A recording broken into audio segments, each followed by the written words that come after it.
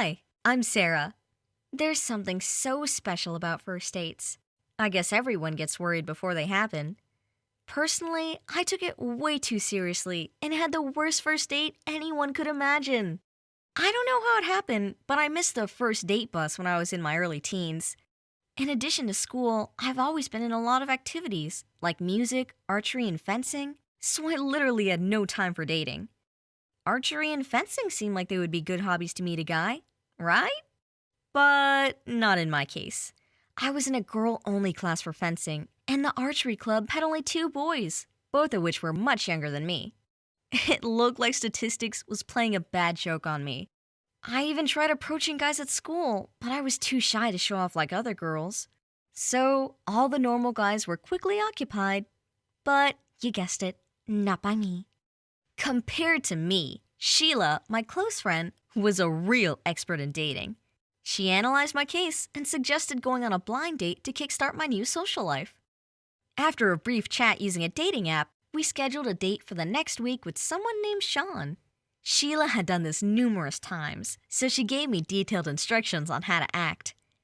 First, I was supposed to make sure that the guy looked the same as on the dating app. As Sheila says, the one who lies once will keep on lying.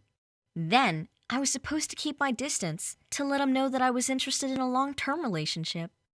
Third, I had to talk about guy stuff to keep him interested in the conversation. Luckily, I also watched football from time to time with my dad, so this didn't seem like a problem. Finally, I was supposed to ask some questions to get to know Sean better. It looked like I was 100% ready to charm Sean. But on the big day, everything went wrong. Sean looked pretty much like he did online. He was just much less confident. I decided to take the lead and stretched my hand out for a handshake and almost hit Sean as he suddenly rushed to hug me. It was the most awkward hug ever. I hope no one saw it. We walked to the park in complete silence. Soon, I had lost any hope that Sean would start a conversation. Sheila said that a normal guy should be able to do that, so Sean got the second strike in just the first 10 minutes.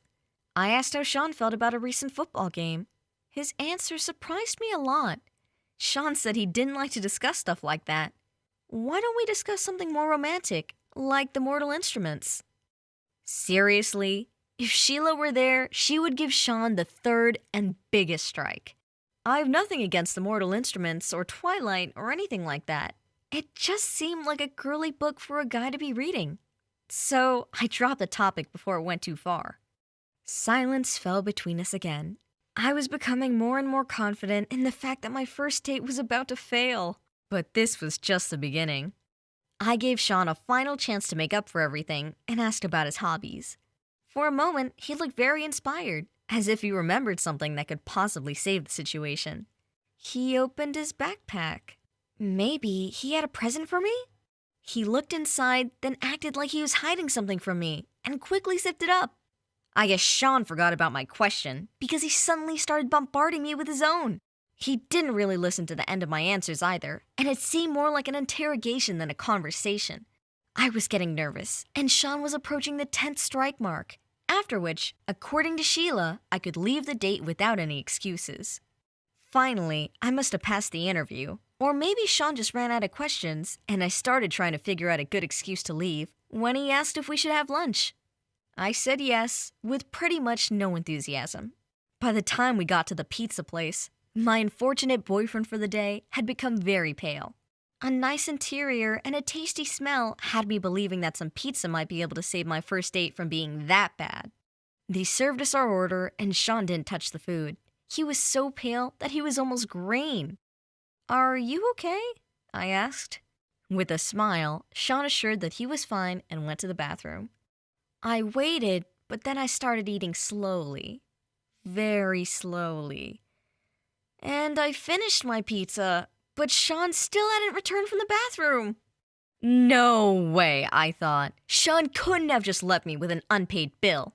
This was going to be the worst first date ever. I was sinking into some bad thoughts about how unlucky I was, and how fortunate Sheila was, about my loneliness, when suddenly there was something clearly going on near the bathrooms. My curiosity got the best of me, and I approached the area. A waiter and some other guy were holding Sean up and leaning him forward. As I found out later, Sean fainted and was found by some guy in the bathroom. Sean seemed like the most miserable guy in the world. "Sorry, I did everything wrong," he said. "I understand if you want to leave and never talk to a loser like me again." Well, yes, Sean did do everything wrong. And yes, he seemed like a loser, but I felt so sorry for him that I gave him one last chance. And he told me everything. It turned out that Sean was so anxious before our date that he couldn't eat for the whole day. When he saw pizza, he felt so sick and went to the bathroom, but ended up fainting. He also explained why he was acting so strange. The thing is, this was Sean's first date, so his friends had given him advice on how to look experienced and make a good impression on me. Sean was so afraid to forget the instructions that he jotted them down on a list. This is what he was looking for in his backpack. I laughed as Sean read his friends' ideas out loud about romantic topics that girls like to discuss. In the end, I liked Sean's honesty, and we decided to go out one more time. Here's a little secret. Our second date was a totally normal one, just like the third one, and the fourth one. You get it. Like and share this video if you've also had a messed up first date like I did. Share your failed first date stories in the comments below.